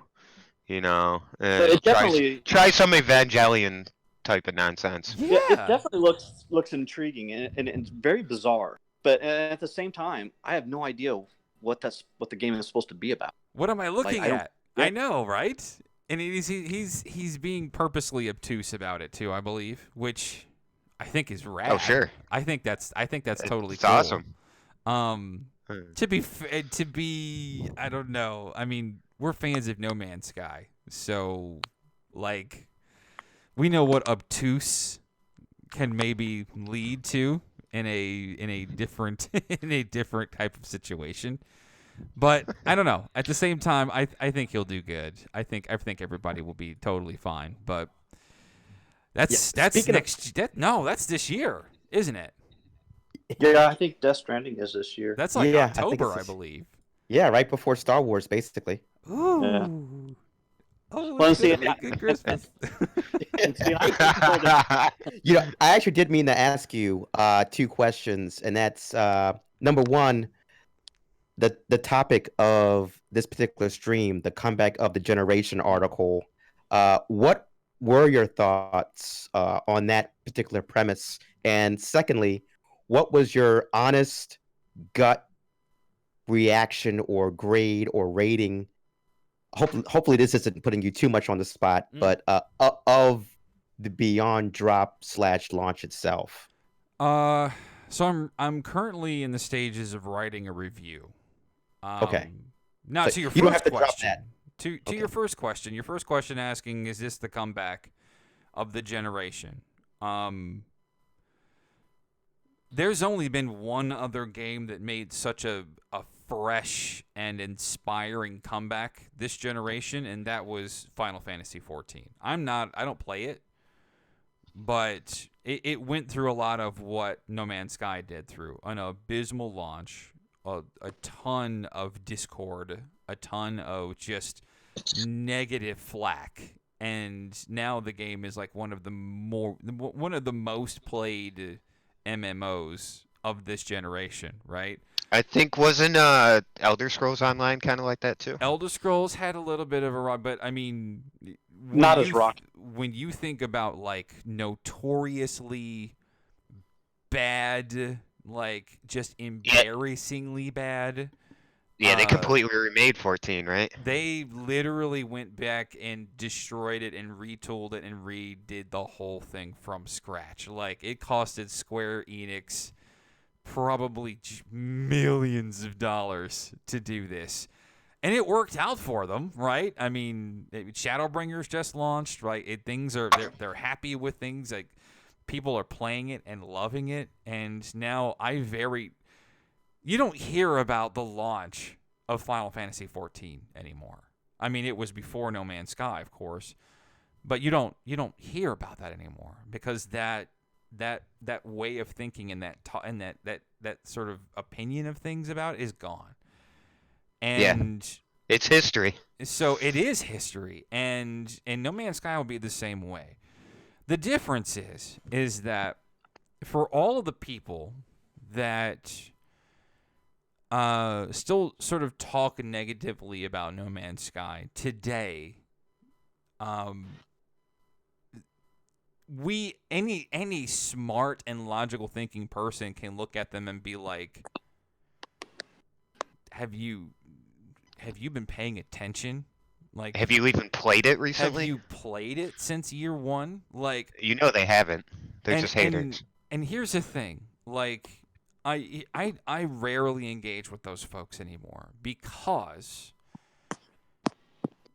it's bad faith, right? It is there is no conclusion to be had there other than I'm a cynical bastard and I won't be convinced of anything else because somebody on YouTube or somebody on some message board told me I should feel this way.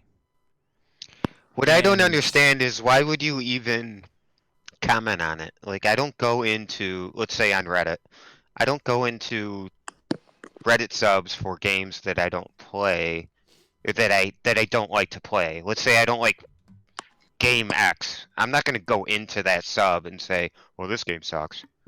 Well, I think some people just like their personality, their character. They just like to stir the pot, step back, and watch the chaos unfold. I think there's just people out there that are like that. And I'm even more. There I'm are even more folks that cynical. would rather bitch about video games than play them. Yeah, I mean, It's probably. weird to me. Yeah. Like, how is this a passion of yours when all you want to do is yell about it? And you never. What good do you have to say? And Stubborn Ninja said it too in the chat. It's just like, run yourself. Sort of just look back. Hindsight 2020. Run back and play through your mind any sort of adversarial conversation you've had about No Man's Sky with somebody on Twitter or Reset Era or Facebook or Reddit or wherever about with some of these folks, and then think about what that got you. Where did you get in that interaction? And why are you going to spend all that energy on it? I can understand if it comes up in a natural conversation and and you just respond with, yeah, I don't like the game because of this. That's fine. But, if you're just going to troll, that's, you're Cajun wasting King, your time. Cajun King said the cloud guy. And we all know the cloud guy, right? Every time Sean tweets, this dude is in his mentions. I think he's just a troll. I think he's just. I don't think he even means what he's saying at this point. I think he just knows that we're all Jimmy's rustled. It's just sad. I think that it's. I think at this point he's just playing a character on a TV show. There's no way he hasn't seen these clouds and beyond and thinks, "Good job, Sean. Great job. You did it. Thanks, guy." Yeah. There's no way he doesn't think that. He's literally playing Newman on Seinfeld. Yeah. Sean. I think I'm even more cynical. I think these guys and ladies are making negative videos or content or whatever for the money. It's for the money. Because there are enough people out there that will race to a video for confirmation bias. They don't have to play the game because they'll watch a video that says it sucks and they confirm that they're still right. Yeah, because but that's easier. The thing is though is that typically someone's only going to watch that YouTuber's video based on the title if they're truly seeking information and they value that individual's opinion. Because really, when anybody gives a review, it's just like a personal opinion on what they think is valued of the game, and like most of the time, well, at least for me, and I think I've said this before, if I see a title that's negative against something that I've already formed my own opinion about, I'm going to block that individual. I'm just not going to listen to it. You might as well, because really it is an exercise in futility at this point. Look for the people that are asking questions, not making statements. Like those are the folks. Those are the folks that you really want to converse with. That's a great way to put it. And after years, like I've been covering this game for like 5 years now, right? It's about a year or so after launch, if I'm doing the math in my head right. But you have folks that would be like, this game that Sean Murray lied. That person's not here for conversation. Exactly. Now, if a person is saying, well, didn't this game have a problematic launch, and didn't the developer do? And let me help you understand. Right, Anthem launched with a AAA publisher and absolutely could have delayed itself. EA could afford that. Hello Games, a company that was losing money at launch and had no other publisher to float it funding-wise, years after its studio was demolished in a flood. Weigh those two things out for a moment. And if I were Sean Murray, I would have lied to every one of your faces too at launch and been like, hey, it's okay. Just pay attention to the future, right? I would have told every single one of you that, hey, here's No Man's Sky. Here, we're going to update it like Minecraft now. And I ain't saying shit to you for another year. You're not going to release a game and tell everybody, hey, I'm sorry, we lost half the game and we have to release and it's broken. Yeah. Well, and that's a hard sell too, right? To tell your consumer base to say, hey, trust me, look what's coming down the future. Don't worry about what's at launch. That's a hard sell because people buy games for what's in it, for what the game is, not for what it could be. True. Now, if you have somebody that's asking you questions, right? Now, here's the thing, and this is another point. We should end on this one. All right. This point, if you start looking at the ratings on Steam, now they did tank a little bit because the game launched with freezes and stuff like that. But I imagine that it'll come back once things are fixed and people are redoing their reviews and people are still buying the craziness out of it. Like, it's one of the top sellers on PlayStation Network right now. Right? Those folks already lost. The folks with that kind of mentality, those folks with those opinions that are just based, they're foundationed by cynicism and negativity. Those folks lost years ago. I don't think that, and Sean even said it himself, like the folks that only play the game for an hour or so, they don't value their opinion because how could they? You have nothing to offer. Now, the folks that played hundreds of hours, right, and have objective feedback and recommendations on how to improve the game, they have something to offer. We have something to offer by what we're doing. The fact that the game has sold 10, 15 million copies already, for all we know, like, those folks that are whining on Twitter about it, they're wasting their time.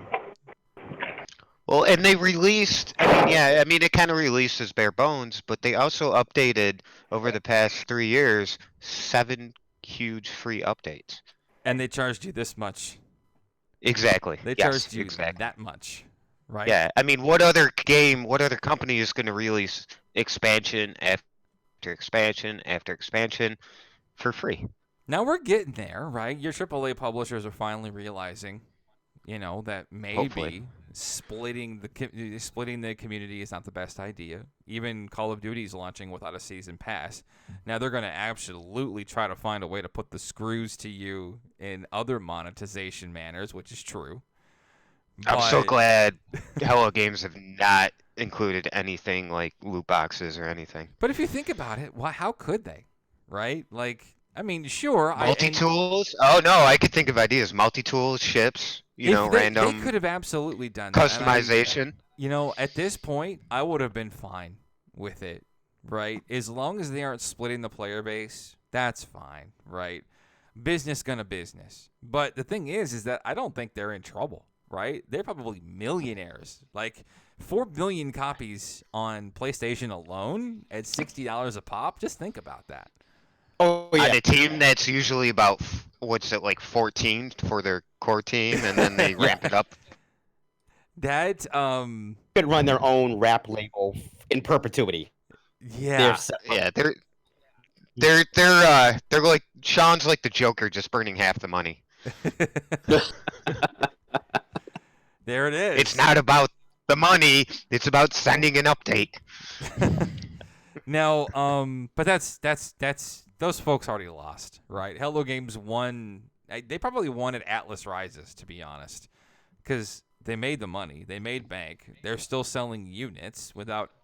And here's the thing: like, anytime anybody wants to snark you about anything in the past, right? You have to remind me. And this is a revelation I had earlier in the year.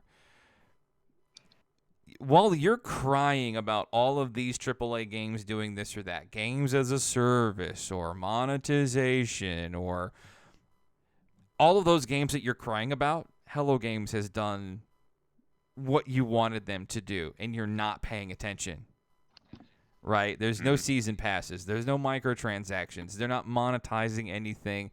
They're getting gigantic VR. They could have launched VR by themselves and charged for it. They absolutely could have. It's weird that they They could didn't. have stopped. They could have stopped making the game and just worked on number 2, which is what they really wanted They to could have do. stopped the game 2 years ago and moved on, right? Absolutely. Atlas Rises Immediately. Yeah. They Well, could yeah, have put and their tails between their legs and just said, "All right, we'll do something else." Well, and I was going to bring up another point too, LZ, and if you wanted to bring it to the next subcast, I'd talk about it. No, go but for it. I was going to shoot you with the idea of what path now with the release of Beyond, because we with all the bugs, despite all the bugs, we've seen a lot of polishing to the game, graphically, gameplay mechanic wise, with multiplayer and everything. What path do you think No Man's Sky is heading down, because Mm. I see a lot of RPG elements, and I see a lot of complex survival elements. You know, I was talking with the guys in the voice chat in the waiting room before you pulled us on about the crafting. Well, the food crafting is cool, but at the same time, right now it's kind of garbage because there's no real practicality to it. You know, if you're doing it for currency, there's better ways to obtain that, and if you're doing it for energy boosts, there's better ways to do that.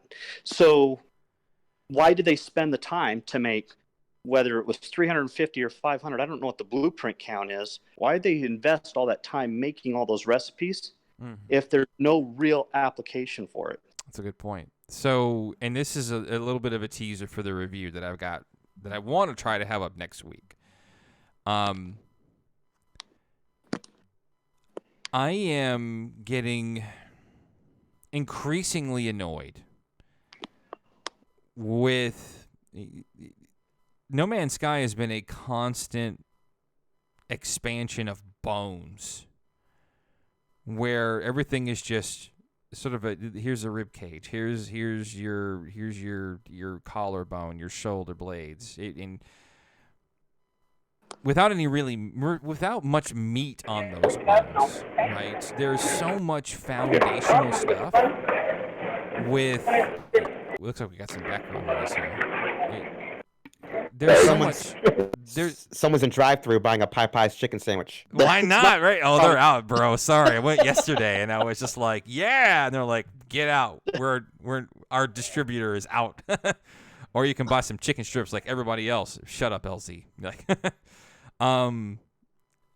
there's so much foundational stuff to No Man's Sky that they need to start building the house on the foundation now, right? We're 3 years in.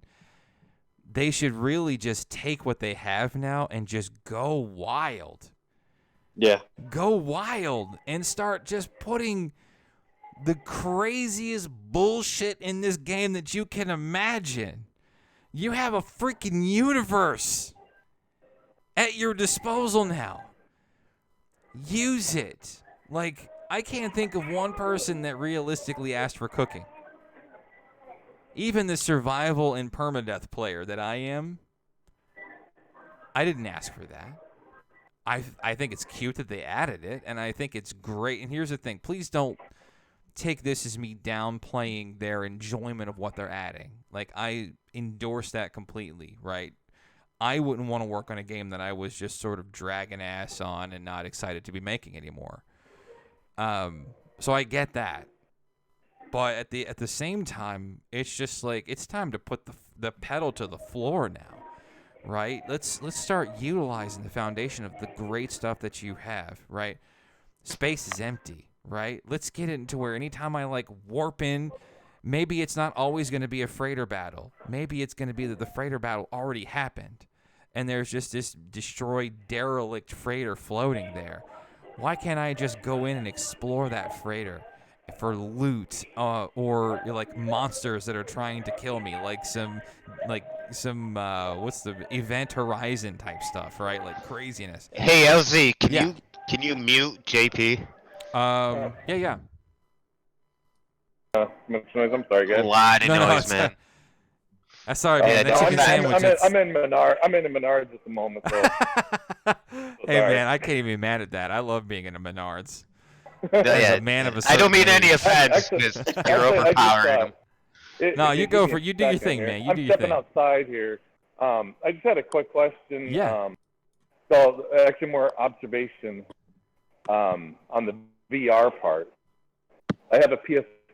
I love playing. I don't like playing the ship with the motion control. I like using the DualShock for. But my problem with it is I can't get anything done because I'm just spending too much time looking. You know. And Yeah, I do think, too, man. And I think really, like that's kind of the intent, really. Like I think that's kind of how they want you to play the game, or kind of how they built it, right? And I don't think that's wrong. I don't think that's a problem. Oh no. Right? It's not a problem, but I I don't have a whole lot of time to play all the time, and when I do I know play, that I feel feeling. like I'm getting nothing accomplished. And Especially with having to repower my base and stuff. It's just. I don't. It's You know getting what? a little. And here's the thing. Speaking of powered bases, I've seen a lot of complaining about that. I think that's cool. I don't think it's fully realized. I like the idea. Yeah. I don't like the way that the cords are set up. I'd like it for it to look like actual cords, like laying on the ground or going up a wall, That'd be neat. instead of like a beam of light. That'd be neat. And Yeah, then the other, yeah, The beam of light is kind of really it. If they lessen it, make it more, it's messy. 1 pixel or something. Yeah. Yeah. It's messy because you have to like run so many batteries to power your stuff, and then your nice clean looking base ends up looking like you got laser beams going everywhere. That's true. Yeah, it's like no man's disco club all of a sudden. the Right. cable management simulator. Yeah. For So you you PC can't even builders manage out the there. cable. I like You that. can't even really manage it. I mean, they're just a straight line to wherever you plug into. Well, I spend a And lot it's of always time like on I the spend a front, lot of not time on the back. to find ways to hide the wall, whether it's running them through walls or unders, or a lot of times I set up my solar paneling and batteries on the top of roofs and run the cord right down the wall through the roof. But Yeah, I've been building like crawl spaces and stuff, tunnels to connect things. Yeah, but again, that goes back to my. Every time I play, I get nothing done because I'm looking. Because you're too busy managing your you're managing your I'm OCD. Just like these cables look like I'm crap. No, I'm just like, oh my gosh, look at this tree. It's gigantic. Yeah. They could easily fix it where you only see the cables if you're in build mode. Yeah, that would be nice too, because it just Good seems like point. it destroys the aesthetic of most bases when you have all those cables just willy nilly everywhere. Yeah, and they're neon blue or they're neon red, and it's Art yeah, said it just exactly destroys what the I aesthetic. did. My base was I above the think- ground, so I tore up my floor and put all the cables underneath. Yeah. Yep. See, my think I've seen first pictures base of I that. made. My first base I made, I had it built into like a side of a hill, and it got buried, and so I wasn't able to get it back into it. Oh So this last no. base I built like trusses, and then I built my thing up on top of the trusses. Which took a little Peaceful bit of work to Gamer get. just puts lanterns everywhere. That's funny. But you know, LZ, I think. sorry. I was thinking the power consumption probably needs cut back a little bit too. It just feels like you drop in like if you have the organic refiner, the organic. Oh, what's it called? I can't remember off the top of my head, but the organic one uses carbon. You can drop like 2,000 carbon into that thing, and it barely fills it up, and only runs it for like an hour real time. I can see them tweaking these things here at some point. They'll go for it. Yeah, we were talking earlier before the show on about the recipes and stuff, and like Vargul said, they've got like 500 recipes, but they all do the same thing.